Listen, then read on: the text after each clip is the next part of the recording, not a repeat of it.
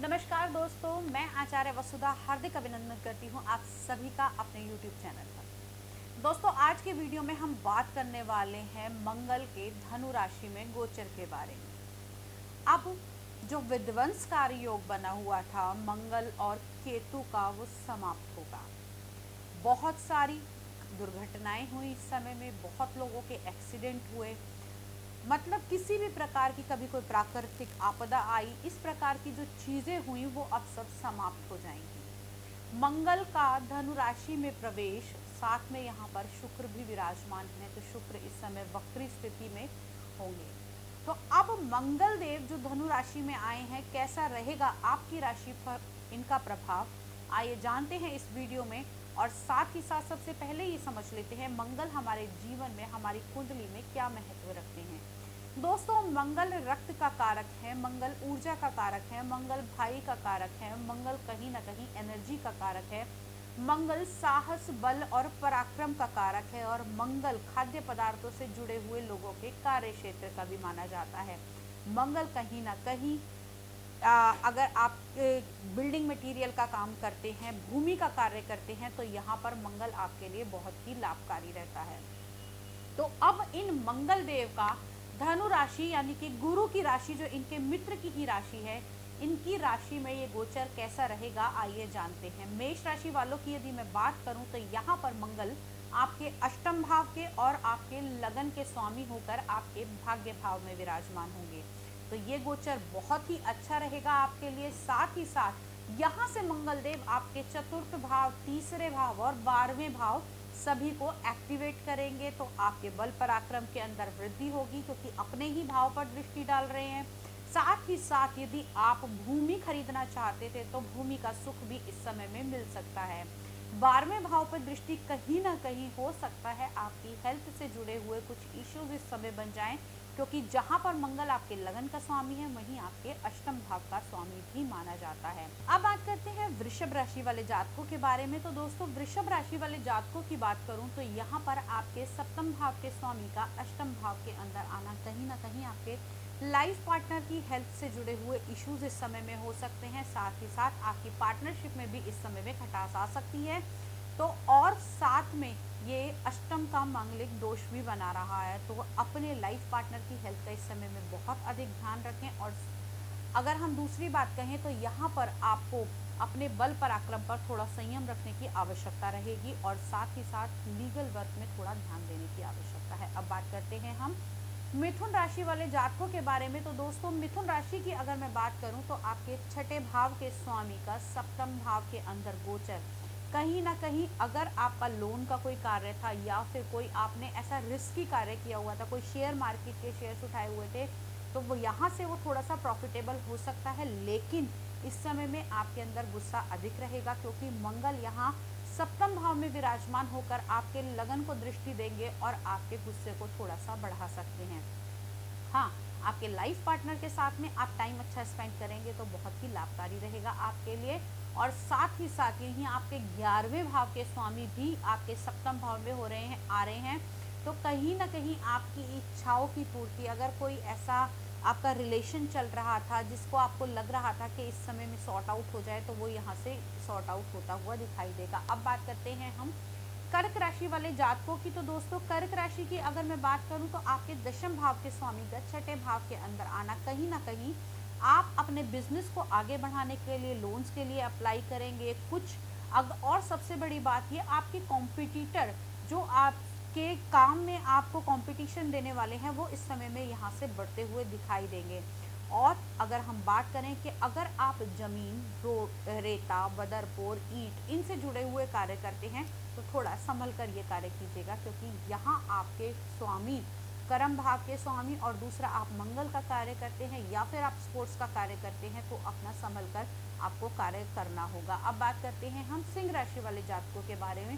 तो दोस्तों, सिंह राशि की अगर मैं बात करूं तो आपके नवम भाव के स्वामी पंचम भाव के अंदर विराजमान है, एक बहुत ही शुभ संकेत है। यहाँ पर आपके भाग्य से तो चीजें मिलेंगी ही मिलेंगी, धर्म कर्म के कार्यों में आप लगेंगे, और साथ ही साथ मंगल और शुक्र की जो ये युति हो रही है वो आपके पंचम भाव के अंदर हो रही है। आपको आपकी संतान का पूर्ण सहयोग मिलेगा, संतान की जॉब लगने की, संतान की, और साथ में जो स्त्रियां गर्भवती थी, हमने पिछले वीडियो में हमेशा बताया था कि जब पंचम के अंदर आपका मंगल और केतु का योग आ रहा था, उनके गर्भ को खतरा है, तो वो खतरा यहाँ से टल गया है आप लोगों के लिए। अब बात करते हैं हम कन्या राशि वाले जातकों के बारे में। तो दोस्तों, कन्या राशि की अगर मैं बात करूं तो आपके अष्टम भाव के और आपके तीसरे भाव के, यानी कि दोनों ही त्रिक भावों के स्वामी का आपके सुख भाव के अंदर विराजमान होना कहीं ना कहीं आपकी जो प्रॉब्लम्स बढ़ रही थी वो अब खत्म होती हुई दिखाई देंगी। हाँ, माता की हेल्थ को लेकर आपको ध्यान रखना होगा। अगर आपको बीपी या शुगर की प्रॉब्लम है तो बहुत अधिक ध्यान रखने की आपको इस समय में आवश्यकता है। इस चीज़ को बिल्कुल भी अवॉइड ना करें। अब बात करते हैं हम तुला राशि वाले जातकों के बारे में।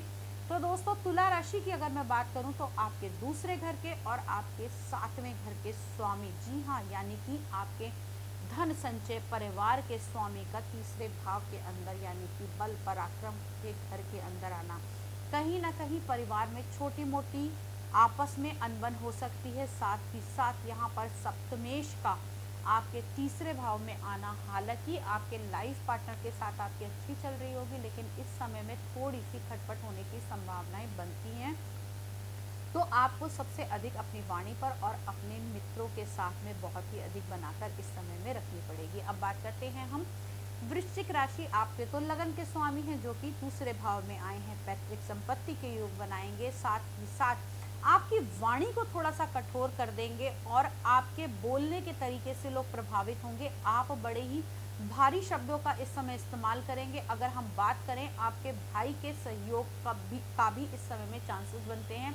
लेकिन छठे का स्वामी जहां दूसरे भाव के अंदर आ रहा है, तो यानी कि आपके शत्रु कहीं ना कहीं आपके ऊपर हावी होने की इस समय में कोशिश करेंगे। तो बहुत ही संभल कर चलिएगा। कोर्ट केस कचहरी इत्यादि के कार्यों में अगर आप जुड़े हुए हैं तो थोड़ा सा ध्यान रखिएगा। हालांकि आपके लग्नेश हैं, लेकिन फिर भी इतनी दिक्कत आपको नहीं होने देंगे। अब बात करते हैं हम धनु राशि वाले जातकों के बारे में।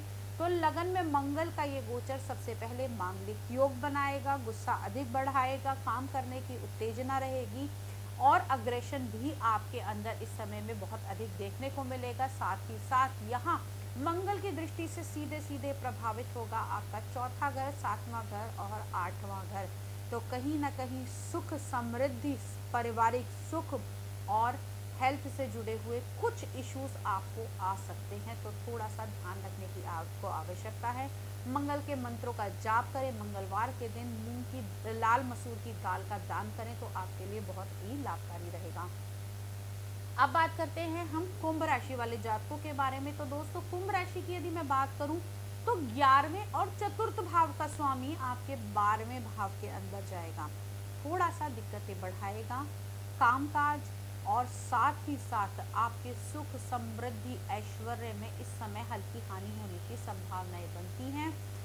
हालांकि आपके 11वें भाव के स्वामी हैं, लेकिन 11वें भाव का स्वामी अपने से दूसरे भाव के अंदर आएगा। कुछ प्रॉफिट तो आपको देगा, कुछ पैसा तो आपके पास आएगा, लेकिन वो जो पैसा आएगा आपकी सुख शांति छीनने के बाद आएगा।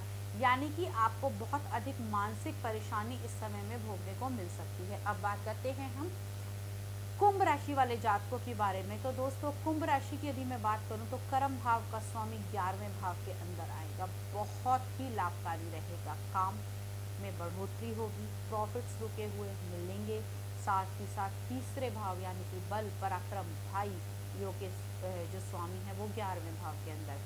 तो परिवार का पूरा सहयोग, भाइयों का पूरा सहयोग, सोशल लाइफ का आपको पूरा सहयोग मिलेगा, कार्य क्षेत्र में बढ़ोतरी होगी, प्रॉफिट्स नए आएंगे। तो ओवरऑल आपके लिए ये बहुत ही अच्छा रहने वाला है।